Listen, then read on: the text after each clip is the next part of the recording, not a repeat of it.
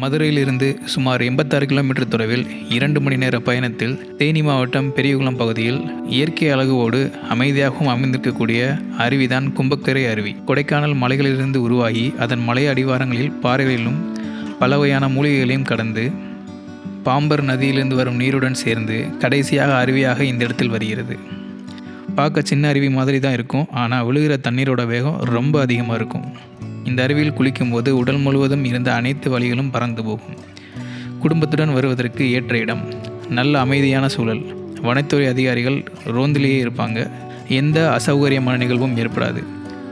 பெண்கள் உடை மாற்றுவதற்கு தனியாக அறை உள்ளது. சின்ன சின்ன கடைகள் அருகிலேயே இருக்கும். குடும்பத்தோடு ஒரு நாள் வெளியே சந்தோஷமாக போயிட்டு வரணும் அப்படின்னா இந்த இடம் ஒரு சரியான தேர்வாக இருக்கும்.